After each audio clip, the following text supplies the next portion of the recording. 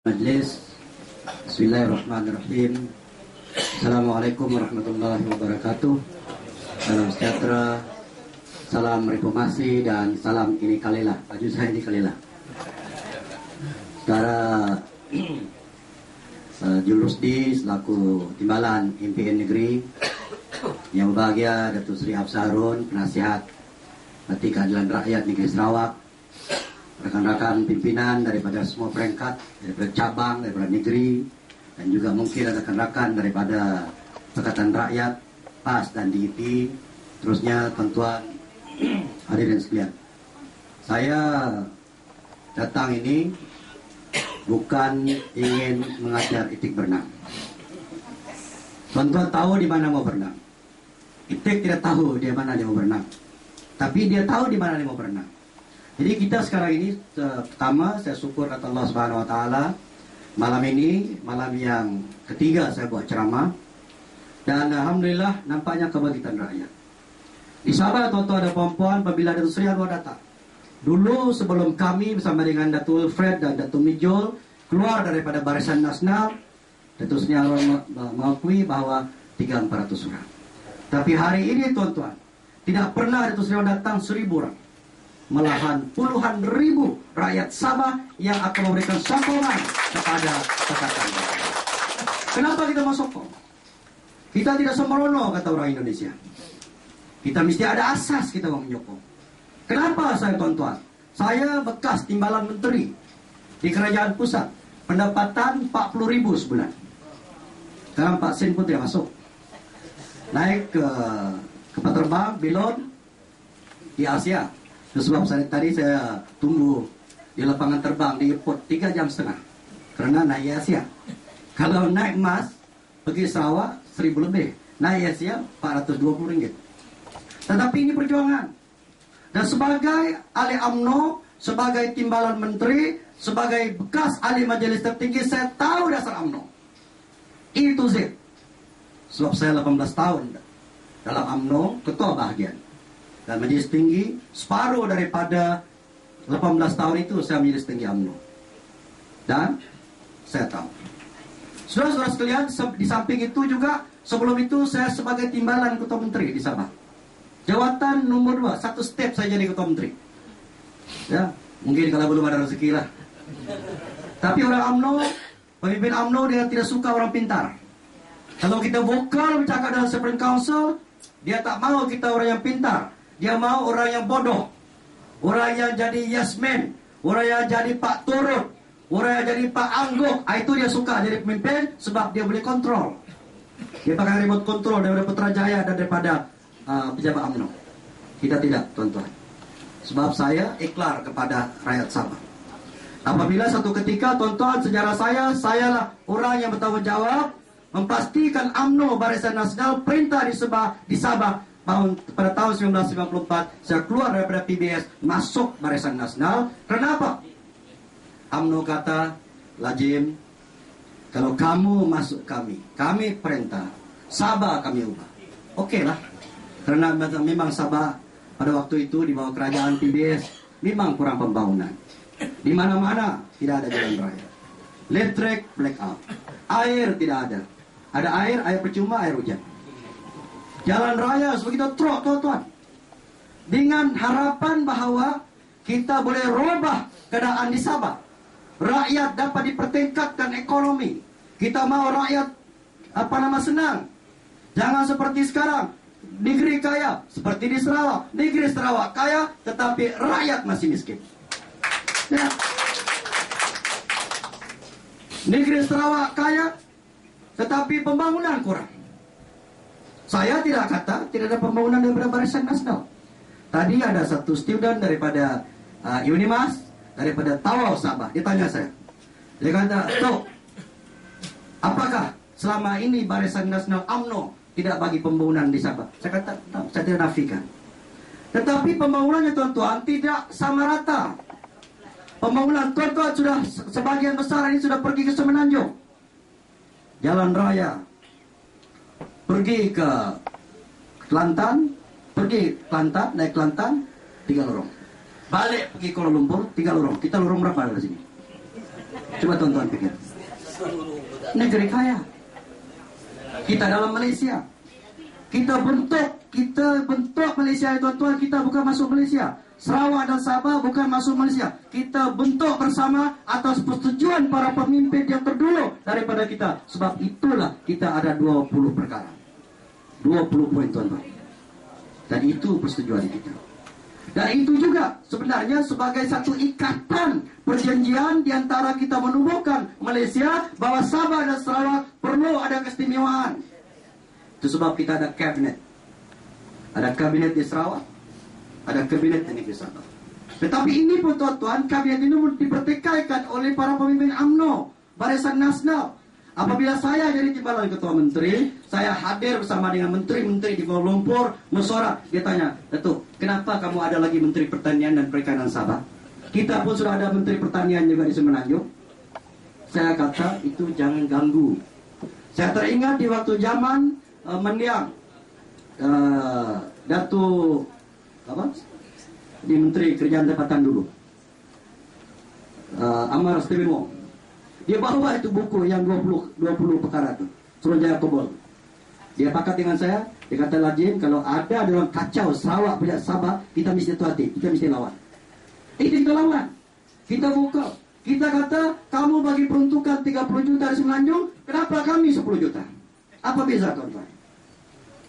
Jawaban dia kata, oke, ini Sabah, kosnya tinggi. Kos tinggi, mau atau tidak mau, kamu mesti buat pembangunan karena kami adalah ada hak sebagai rakyat Malaysia. Itu dia. Jadi katakan, saya jadi majelis tertinggi. Saya semua file majelis tertinggi saya bawa balik. Ini dibenarkan, bukan saya curi. Dibawa balik dan saya sudah selidiki daripada tahun 2000 sehingga tahun 2008. Dan saya resign pada tahun 2012 sebagai inti. Tidak ada dalam 1 minit pun bahawa kita ada dasar yang konkret untuk Sabah dan Sarawak. Tidak ada. Betul tahu UMNO buat dasar. Bukan parti komponen, bukan kerajaan. UMNO buat dasar, putus dalam majlis tertinggi, yang Barisan Nasional, yang PBB, yang PRS, yang ICUPP, yang SPDP ini semua anggota. Ya, yang berhormat kami setuju. Tidak ada dasar. Kalau sudah Perdana Menteri datang, nanti PN Sri saya kata, yang berhormat kami mau peruntukan. Okey, lulus 200 juta. Soft loan. Pinjaman mudah, tuan-tuan. Mana boleh, kita ini kaya. Mana boleh kasih soft loan. Patutnya mereka duit hasil daripada minyak itu bagi kepada Sarawak dulu. Ada lebih, kasih pedor. Patut begitu. Ini di mana-mana. Di luar negara, tuan-tuan. Di luar negara, kita pergi ke Europe. Hasil daripada negeri yang berkenaan, negeri yang tentukan berapa dia kasih kepada kerajaan pusat. Bukan kerajaan pusat, ambil sini 95% bagi Kuala Lumpur, sini 5%. Adil kan tuan-tuan? Ini tidak adil kepada kita. Dan mereka tahu bahwa Sarawak masih belum membangun, Sabah masih belum membangun. Tapi hidup juga UMNO Barisan Nasional. Hidup Melayu. Melayu apa yang hidup? Melayu terima komisen 500 juta, setengah bilion, beli kapal salam, kapal tidak pada menyalam. Melayu ambil duit lembu, peternak lembu seluruh negara 256 juta, siapa dapat? Suami Rafiqa. Suami Serija. Suami Serija, tuan-tuan, bukan profession dia jaga lembu. Bukan kerja dia ternak lembu, tidak. Dia kerja, dia adalah sebagai profesional. Kalau tidak silap saya, dia punya jawatan, dia punya profesi ini adalah akuntan. Tapi ambil duit peternak lembu seluruh negara, termasuklah orang Sarawak yang peternak lembu, ambil bagi kepada suami Serija, tuan-tuan. Apa dibuat? Lembu masuk kondo. Beli kondo di Singapura, beli kondo di Semenanjung Malaysia. Ini adalah, tuan-tuan, kita mau lawan ini kerajaan yang tidak adil, kerajaan yang korup. Serija tidak kena tangkap, paling-paling kena buang jadi menteri. Itu pun senator dia expired. Kalau tidak pun belum tentu lagi kena buang. Sekarang Dato' Najib jadi menteri perempuan. Nah, siapa menteri? Yang saya Najib, yang buat kerja Rusma. Ya, tuan-tuan tidak tahu Rusma dibeli terlalu kuat dalam kepercayaan Bomo. Dia di Tawa pun dia pergi bumbu, saya salah-salah di Kucing pun dia ada bumbu. Sana sini bumbu. Jadi saudara-saudara sekalian, itu sebab saya lawan dan saya datang kepada saudara-saudara hari ini minta kepada kita pikir secara mendalam. Ya betul, pemula ada, Sarawak ada perubahan. Orang kampung ada perubahan apa? Masyarakat yang tinggal di kampung ada perubahan apa? Ya, ada listrik, betul. Itu tanggung jawab kerajaan. Siapa saja parti yang diberikan mandat oleh rakyat, dia mesti buat pembangunan. Itu wajib pada BPK. Wajib. Tapi mintos Barisan Nasional, mintos PBB, mintos ISUPP, mintos SPDP, mintos PRS, UMNO, Barisan Nasional saja yang boleh membela masa depan rakyat di Sarawak. Tuan-tuan dan puan-puan sekalian, rakyat hari ini sudah tahu, dan rakyat hari ini sudah mampu menilai yang mana kaca, yang mana intan. Jadi saudara-saudara sekalian, ini sebab kita lawan. Kita bukan mau yang tidak boleh dikasih oleh kerajaan pusat. Di jalan raya boleh kasih, peruntukan boleh kasih, royalti minyak. Kita menang kata Sri Anwar, dan ini sudah pun dimasukkan dalam manifesto Pakatan Rakyat menang hari ini. Hari ini juga Sarawak dapat 20% royalti minyak. Ya, saya diberitahu oleh saudara Jurusli, dia kata orang kampung mungkin tidak paham apa itu royalti minyak. Dan duit ini untuk siapa? Duit ini tuan-tuan kita gunakan. Kalau ditakdirkan Sarawak ini mengeluarkan 20 bilion tiap-tiap tahun, tuan-tuan akan dapat 4 bilion. Kalau 4 bilion, saya yakin alih-alih parlimen kita. Dan insya Allah pilihan raya yang akan datang, negeri kita dapat tawan dan kita bangunkan Sarawak. Untuk siapa? Untuk rakyat. Bagi bantuan daripada 300 ringgit yang selalu diungkit oleh Barisan Nasional. Kamu pergi ceramah pemakan, bantuan 300 ringgit potong. Tengok dahsyatnya tuan-tuan. Kalau Firaun lagi ini Barisan Nasional. Betul. Firaun bagi saham lagi sama orang-orang dia. Tapi dia mau, oke, aku bagi saham, aku mesti kaut semuanya.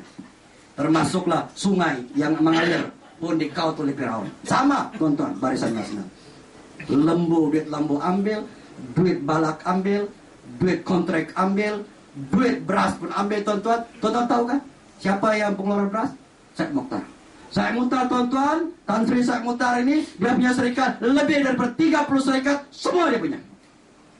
Puluhan dia punya, beras dia punya, gula dia punya, pos dia punya, ini dia Hipkom dia punya, ini Alam Flora dia punya, yang pungut sampah pun tuan-tuan saya mau ambil. Bayangkan bagaimana orang Melayu yang lain, betul hidup Melayu mana yang hidup? Saya Mokhtar.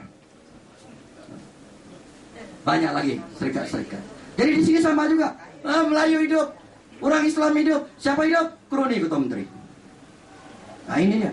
Jadi saudara-saudara, itu sebab kita lawan. Baik, jaminan Pakatan Rakyat, insya Allah kita perintah Putrajaya. Apa kita dapat? Dikata Datuk Sri Anwar Ibrahim, hari ini pilihan raya, kita tahu TV1, TV2, TV3, BN. Dia akan siarkan pukul 5 waktu subuh. Baru dia kata Pakatan Rakyat dapat 125 kursi. Kita mau angkat sumpah awal, Agung masih tidur. Kita tunggulah pukul 10 pagi. Kita antar Senior angkat sumpah sebagai Perdana Menteri. Hari ini angkat sumpah dalam tempoh 24 jam apa dilakukan oleh kerajaan Pakatan Rakyat, turun minyak seluruh negara. BN datang, Datuk Najib datang, ada cakap? Tiada. Datuk Najib baru-baru datang pergi kawasan saya. Dia ucap, lebih kurang 10 menit, dia kena ini kali lah Datuk, dia berhenti. Berani orang Sabah. Dan saya harap orang Sarawak sama juga keberanian kita. Sebab kita berjiran. Kita mesti satu hati.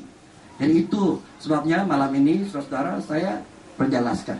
Dan saya minta kepada yang hadir, bagi penjelasan sejelas-jelasnya kepada. Bukan kita semata-mata untuk tawan Putrajaya, pentingkan diri kita, tidak. Untuk Anwar Ibrahim jadi Perdana Menteri, Datuk Sri Adi jadi Timbalan Perdana Menteri, Lim Kit Siang mungkin menjadi Menteri Keuangan, ataupun Wan Azizah menjadi Menteri, tidak. Tetapi perjuangan kita ialah untuk rakyat, melepaskan rakyat daripada belenggu kemiskinan dan jangka panjang untuk generasi yang akan datang.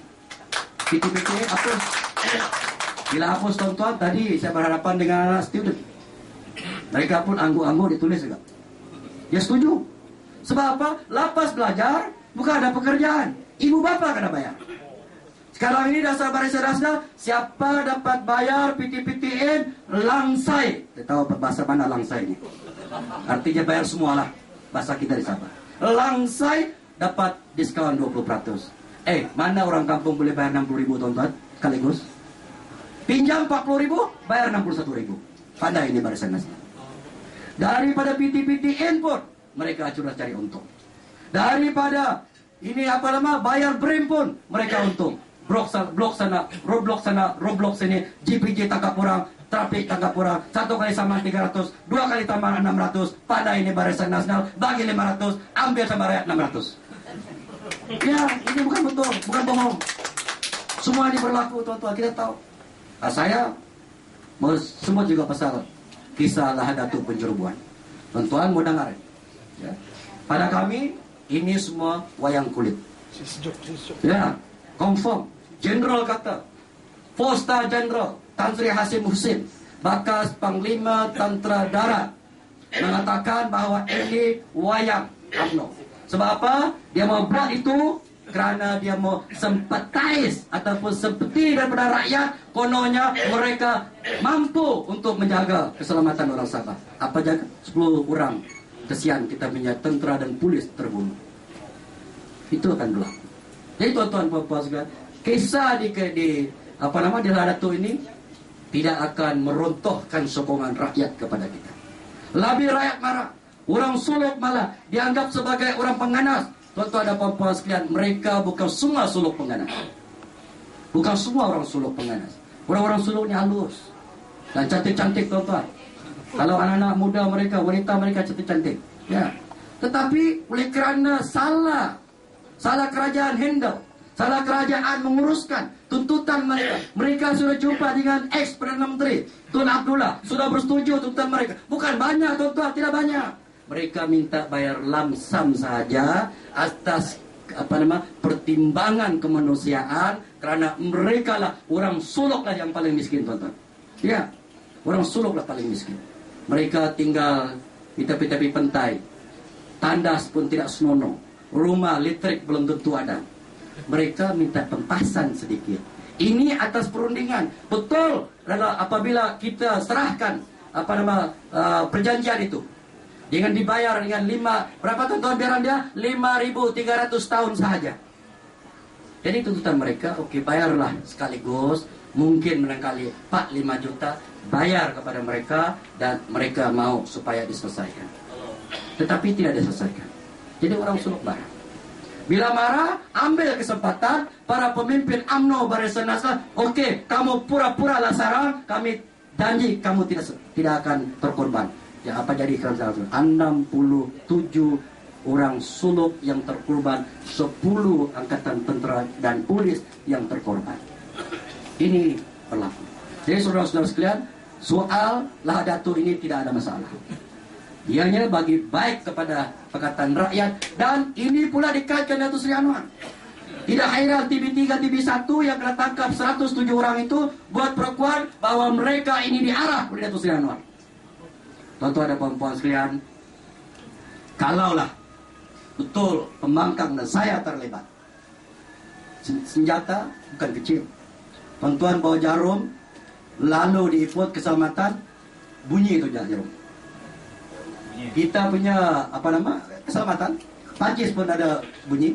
Kemudian kita punya radar yang dimiliki oleh tentera tuan 100 km dia nampak. Dia boleh tahu siapa datang. Tapi waktu itu mungkin AMI tidak buka radar. Jadi orang semua masuk. Bawa sinapang, bawa M16, bawa macam-macam. Dan itu kapal pun mereka tidak nampak tuan-tuan. Macam mana ini? Kapal pun tidak nampak. Jarum boleh nampak, kapal tidak boleh nampak.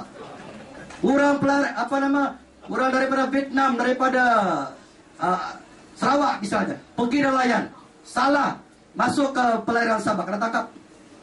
Tapi yang bawa senjata tidak kena tangkap. Itu yang menjadi tanda tanya dan persepsi rakyat sekarang ini. Dan rakyat nikat di Sabah tuan-tuan, insya-Allah kita akan dapat membantu Pakatan Rakyat. Daripada 25 kursi, kita akan deliver untuk kerajaan pusat 12 kursi. 10 saja boleh Barisan Nasional. Itu pun nyawa-nyawa ikan mereka menang.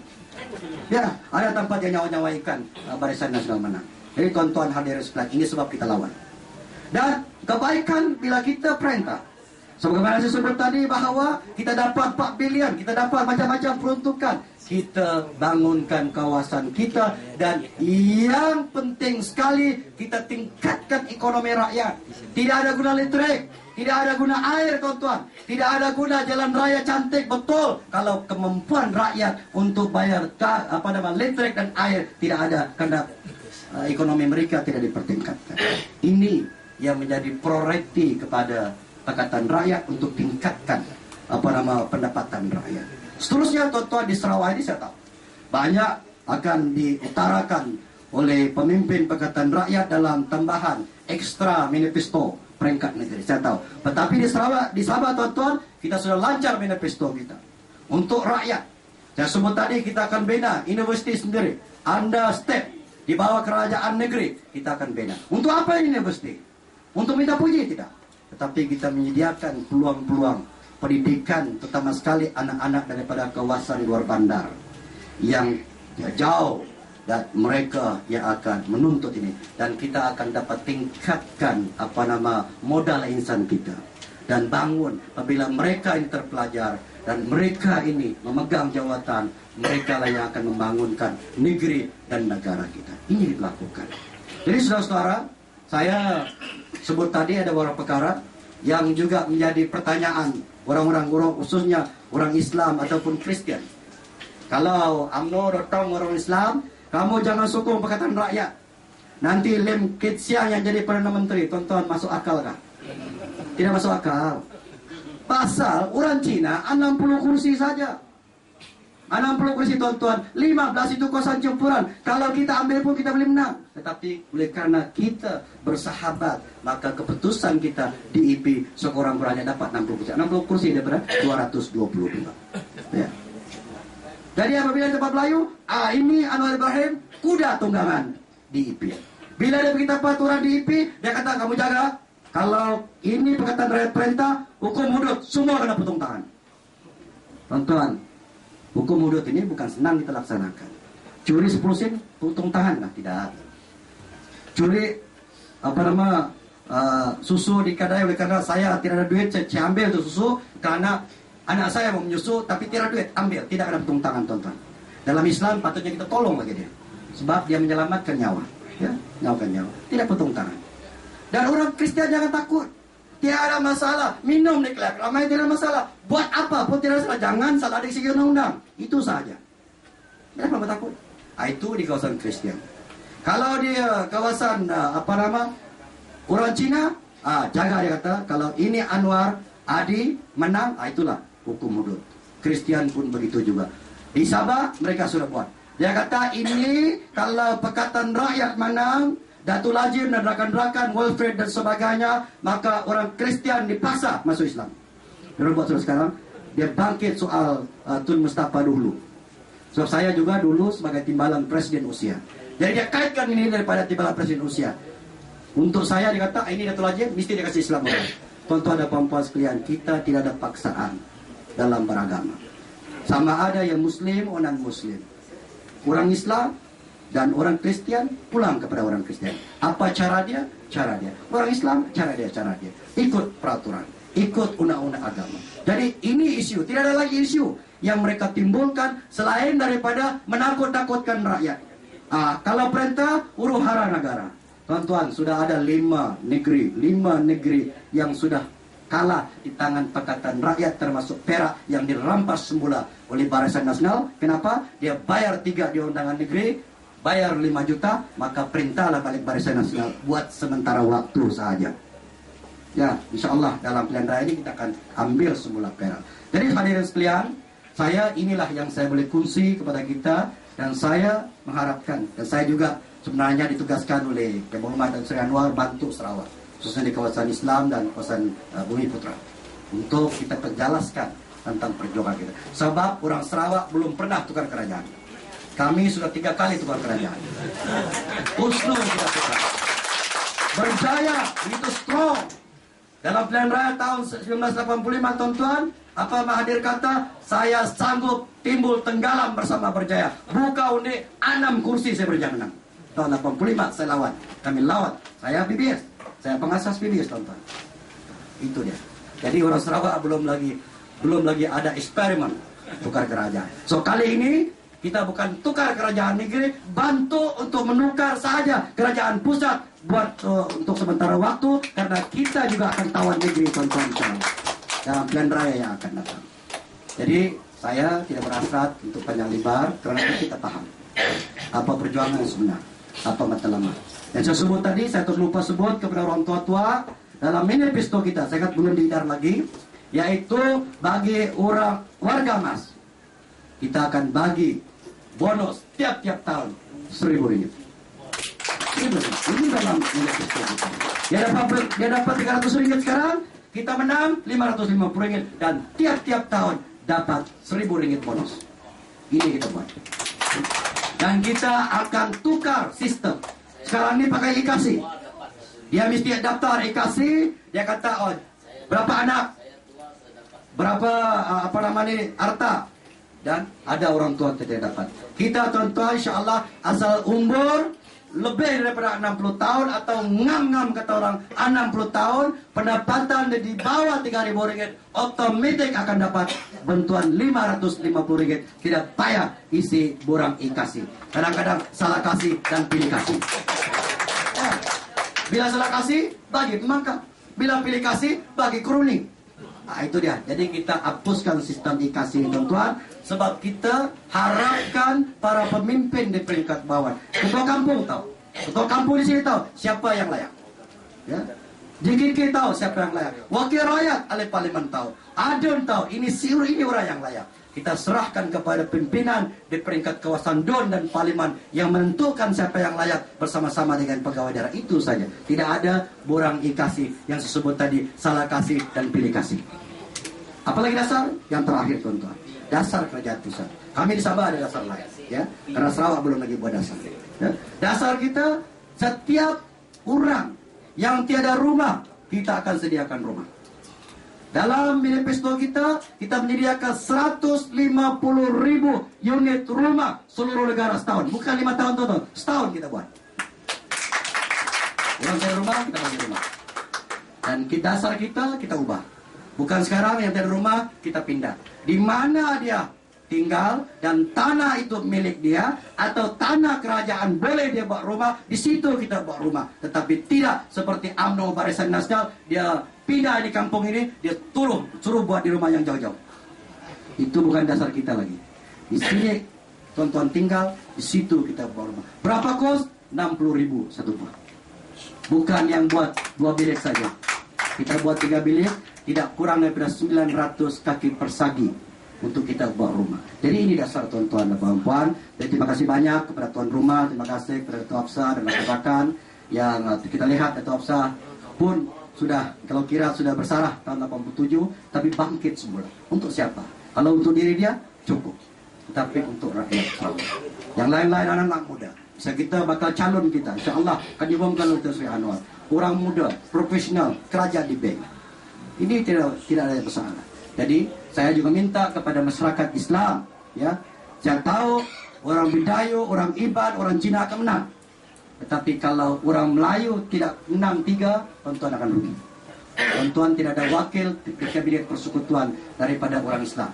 Jadi kita hormati bahwa orang Iban, orang Bidayu, Kristian tetap ada kursi. Orang Buddha Cina ada kursi. Tetapi kalau kuasaan Melayu kita tidak menang, tuan-tuan, maka yang rugi adalah orang Islam yang rugi. Kita orang jangan kita marah kepada orang Kristian. Kalau orang dapat 2 Cina, 2 Kristian, kita tidak dapat. Sebab kita tidak ada ahli parlimen yang menang.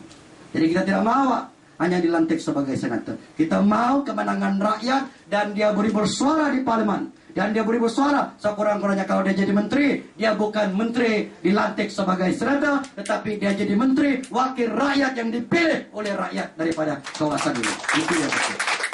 Dan saya cukup yakin dengan timbalan pengurus IMPN yang sudah pun bekerja dan ada pengalaman. Dan dia pun sebagai pemimpin belia, saya pun dulu sebagai pemimpin belia. di Sabah dan juga di Semenanjung sebagai Naib Presiden Majelis Belia Sabah, Belia Malaysia, dan ini sudah ada pengalaman. Di kalangan anak muda jangan susah. Wanita, kita ada lagi, saya sebut lagi, wanita ada ceruman. Kita punya suami wajib carum RM10 satu bulan. Dan kerajaan akan mencarumkan RM50 sebulan kepada ceruman, kepada orang wanita-wanita kita. Dan tidak lebih daripada RM100 ceruman. Ini adalah masa depan wanita-wanita kita. Kita tidak mau dalam perkawinan bagi orang Islam, perceraian itu tidak seharusnya berlaku. Tapi ini semuanya adalah kita manusia mampu rancang. Tapi akan berlaku. Bukan saja perceraian, tapi malahan perkara-perkara yang lain yang akan menjamin masa depan istri kita dan seterusnya anak kita di masa akan datang.